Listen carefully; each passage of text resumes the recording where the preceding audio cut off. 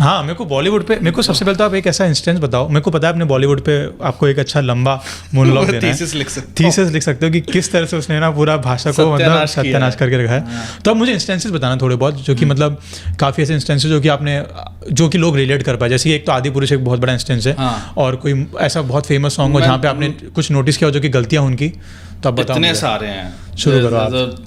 बॉलीवुड को नित्यानंद जी मौलावुड कहते हैं, कराची वुड कहते हैं, लोग उर्दू वुड कहते हैं, कचरा वुड कहते हैं, ठीक है। तो बॉलीवुड क्या करता है, मुझे इससे कम समस्या है कि आपने अरबी या फारसी के शब्दों का प्रयोग किया, समस्या है, पर कम एक तो कम भी बाहर से आया है, कम भारतीय शब्द नहीं है, कम के अल्प समस्या है या न्यून समस्या है कि आपने अरबी फारसी शब्दों का प्रयोग किया। मुझे समस्या इस बात से अधिक है कि आपने उनको ठूसा है, अर्थात जहाँ पे वो शब्द नहीं भी आने चाहिए थे तब भी आप उन शब्दों को लाते हो। जैसे कि मैं और तुम कैसे पृष्ठभूमि से हैं, बैकग्राउंड से हैं, हिंदी भाषी पृष्ठभूमि से हैं, हाँ, बिल्कुल। सब अर्बन कस्बों से हैं, छोटे ग्रामीण परिवेश से हैं, उत्तर प्रदेश और राजस्थान के। तो यदि मैं तुमसे बातचीत करूंगा, वार्तालाप करूंगा, तो कैसे बोलूंगा कि अरे यार, हे भगवान, ये क्या हो गया यार, यार ये शब्द का मैंने प्रयोग क्यों कर लिया, ऐसे, मतलब this is the natural language that will come out, ये नैसर्गिक प्राकृतिक भाषा है, ठीक है।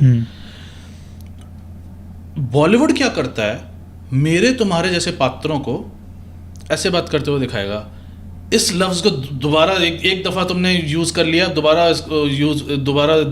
यूज मत करना, ठीक है। लफ्ज दफा, ठीक है, ठीक है। प्रयोग उपयोग जैसे शब्दों का तो मुझे कभी 2-3 दशकों से प्रयोग किया ही नहीं होगा उन लोगों ने, बाहुबली जैसी चलचित्रों को छोड़ के। तो वो जबरदस्ती ठूंस के हिंदी भाषी पात्रों को अरबी फारसी के शब्द बोलते हुए दिखाते हैं, ठीक है। और न केवल वो डायलॉग्स में इस शब्दों को रखते हैं, गीतों में तो अलग स्तर पे चल रहा है उनका खेल, ठीक है। जैसे गैंगस्टर है, गैंगस्टर मूवी आई थी, इमरान हाशमी, कंगना रनौत और इसकी शाइनिया आहूजा की, उसमें गीत है, बहुत प्रसिद्ध गीत है, या अली रहम वाली या अली, ठीक है। तीनों किरदार, तीनों पात्र जो हैं वो हमारे जैसे हैं। वो ये गीत कैसे का, वो क्या, इज इट नेचुरल? नहीं ना। या ये लड़का हाय अल्लाह कितना है दीवाना, कितना मुश्किल है यार इसको समझाना, पुरानी गीत है, उसके तुम जाके पात्रों के नाम पढ़ लेना, उनका बैकग्राउंड पढ़ लेना। या कभी खुशी कभी गम का, ये लड़का हाय अल्लाह, हाय हाय रे अल्लाह, ठीक है। या इस प्रकार के और भी दिलनशी गीत ले लो, उठा लो। क्या तुम्हें आज तक दिलनशी का अर्थ पता है? नहीं, ठीक है। नहीं पता ना, नहीं पता। फलक देखूं, जमीन देखूं, जहां देखूं तेरा चेहरा वहीं देखूं, फलक का अर्थ पता है? आज तक पता है? हाँ, मतलब आज तक नहीं पता है। नहीं पता ना। फलक, दिलनशी और पता नहीं क्या क्या, रुसवाई और भगवान जाने कौन कौन से शब्द हैं, ठीक है। रुसवाई तो शायद भारत का रुष्ट से आया होगा, मुझे लगता है। परंतु इतने सारे शब्द गीतों में, विशेषतः गानों में, ठीक है। नित्यानंद जी ने तो अच्छा खासा पूरा वो बता ही रखा है कि उन्होंने तो चुन चुन के लाए हैं वो शब्द की, किस तरीके से अरबी फारसी शब्दों को ठूसा गया है। यदि तुम ऐसे पात्र को दिखाओ जो कि उस पर सटीक बैठता है, यदि तुम ऐसा दिखा रहे हो कि जो उस पृष्ठभूमि से है, तो समझ में आती है ये बात। और यदि कोई कहे कि अरे नहीं ये तो गलती से हो गए, तो मतलब वो तो बस गीत लिखते समय फ्लो में अरबी फारसी के शब्द आ गए, तो भाई अगर इतना रैंडम प्रोबेबिलिटी डिस्ट्रीब्यूशन था तो कभी गलती से संस्कृत के गीत क्यों नहीं बने? कभी मैंने ये क्यों नहीं देखा गीतों में कि हे प्रभु ये क्या हो गया, या हे खुदाई क्यों आता है, हे भगवान है, हे खुदा। वो उसका भी गीत है ना, ए खुदा मुझको बता तू रहता कहाँ तेरा पता, ठीक है। तो ऐसे कभी बाय मिस्टेक रैंडमली इस भगवान तो नहीं आया, या कोई संस्कृत के निष्ठ शब्द तो नहीं आए, या कोई ब्रज भाषा के शब्द तो नहीं आए। नहीं, इन्होंने इन्हीं शब्दों का इतना प्रचलन कर दिया ना आज के टाइम पे कि अब आने वाले जितने भी गाने हैं, तो उससे ये समझ में आता है कि वो जानबूझकर किया गया है, जानबूझकर। ऑल षड्यंत्र है, this is deliberate, very very deliberate, not from today but since 50-60s। कौन है इसके पीछे? बहुत लोग हैं, मैं तो एक तो नहीं होगा, ठीक है। तो वो उस कारण हमारे जो शब्द हैं मतलब जैसे मुझे लगता है जैसे प्रवेश के स्थान पर दाखिला और ये सब, मतलब मुझे ये सब मतलब डेलिब्रेट है यार। मतलब आप बिहार का पात्र दिखा रहे हो और उसे ऐसे शब्द लफ्ज और ये सब बोलते हुए दिखा रहे हो, कोई नहीं बोलता यार, मैंने कभी नहीं सुना। हाँ सही बात है, ठीक है, लेकिन आप उनको डायलॉग्स में, उनके गीतों में वही, और जब आप वही गीत बार बार पूरे दिन सुनोगे तो वो आपके साइके पे ऐसा प्रभाव पड़ेगा कि आप उन्हीं शब्दों का दिन भर प्रयोग करने लग जाओगे, है ना। अब आवश्यक क्यों नहीं आया कभी किसी गीत में? आवश्यक आ सकता था जरूरी के स्थान पर। ठीक है, तो ऐसे कितने सारे आप देखोगे। और मैं तो कहता हूँ इतने सारे दर्शक जो होंगे जो कि कंप्यूटर साइंस, हर दूसरा व्यक्ति तो कंप्यूटर साइंस पृष्ठभूमि से होगा, आप कोई सॉन्ग्स का वो उठाओ, डेटा उठाओ, पूरा यहाँ पे बैंक रेपोजिटरी उठाओ जहाँ पे बॉलीवुड सॉन्ग्स का रेपोजिटरी हो, और उस पर आप कोड रन करके देखो कि कितनी बार ये शब्द, एक उर्दू शब्द, एक वो बनाओ, क्या कहते हैं उसे, टेक्स्ट माइनिंग में मतलब एक लिस्ट बनाओ उर्दू, मतलब ये अरबी फारसी शब्दों की, और फिर एक थोड़े संस्कृत प्राकृतनिष्ठ भारतीय शब्दों की एक सूची बनाओ, and then run the code कि कौन सा शब्द कितनी बार आया है। मोस्टली मतलब वो उर्दू और फारसी शब्द निकलेंगे। See the difference, I mean it can be proven scientifically with evidence, it can be proven. You will see the difference, stark difference. और भारतीयों को ये तक नहीं पता होता कि कौन सा शब्द किस मूल का है। मतलब मुझे तो इस कारण पता है क्योंकि मैं बाल्यावस्था से गीता प्रेस की पुस्तकें पढ़ता था, उसमें वो लोग संस्कृत और प्राकृतनिष्ठ शब्दों का प्रयोग करते हैं, तो उस कारण मुझे अपने आप पता चल जाता है कि कौन सा शब्द, मतलब तुक्का मेरा 90-95% ठीक बैठता है कि कौन सा शब्द भारतीय होगा, कौन सा शब्द बाहर का होगा। मतलब आप लेकिन डिफरेंस बता पाते हो फारसी और फारसी अरबी में उतना नहीं बता पाऊंगा, परंतु इतना मुझे पता चल जाएगा कि ये भारत का नहीं है, बाहर का है। ठीक है, तो मेरे 95% से भी अधिक तुक्का ठीक बैठता है, क्योंकि जो शब्द मैंने कभी गीता प्रेस की या अपने ग्रंथों में नहीं देखे वो सब बाहर के होते हैं। ठीक है, लेकिन सामान्य जनता को इतना अभाव है इस ज्ञान का, इतना ज्ञान है कि आप देखो हम लोग अब अरबी फारसी के शब्दों के नाम रखने लगे हैं। खुशामदीद शब्द सुना है? खुशामदीद कहाँ से होगा? मतलब अरबी या फारसी में बाहर से है। तो खुशी शब्द भी बाहर से होगा।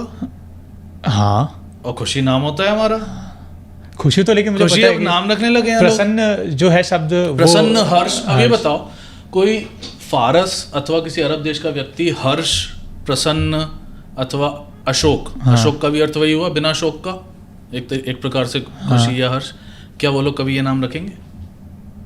परंतु हम लोग तो कूद के तमन्ना नाम रख रहे हैं, खुशी नाम रख रहे हैं, और पता नहीं नामों पे तो चलो नित्यानंद जी ने पूरी PhD करी रखी है, उन्होंने तो बता ही रखा है कि आजकल लोग बस भेड़ चाल में कुछ भी नाम रख लेते हैं। आंश आना चाहिए कि आंश, ये आंश, ये वांश, वांश, ये कुछ तो नया ही है, ब्रह्मास्त्र के बाद कुछ तो हुआ है, भले ही उनके शब्दों का कोई अर्थ ना हो।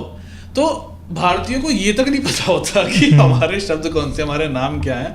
हम लोग बस जो भी नाम प्रचलन में है हम लोग रख लेते हैं, परंतु हमारे नाम तो बाहर के लोग नहीं रखते। इनफैक्ट पेट्स के तो मैं नाम देखता हूँ कि 99% लोग अंग्रेजी नाम ही रख रहे हैं आजकल। पेट्स उनको तो भारतीय नाम देखते, मैं तो भारतीय नाम देखा भी नहीं किसी पेट का भी। हमारे गांव में तो हमेशा से शेरू, टिन्नू, मजली जो हमारे घर पे 4 संतानें दी थी, उसको श्वान ने, कुक्कुर ने, कुत्ता, तो हमने बीच वाली का नाम मंजली रखा था, क्योंकि मंजली का अर्थ होता है बीच वाला। तो हमने तो कोई अंग्रेजी नाम नहीं रखे थे उनके, हमने जो थी वही रखा, सारे भारतीय। टिन्नी छोटे वाले का, बड़की बड़े वाली का। ये मैं तो भाई लड़ पड़ता घर वालों से कि तुमने ये सब कैसे पीटर और ये सब नाम क्यों रख दिए। जहाँ के वो नाम है वो रखें, मुझे उससे कोई समस्या नहीं है, लेकिन हम तो अपने नाम अपने रख सकते हैं ना। राइट।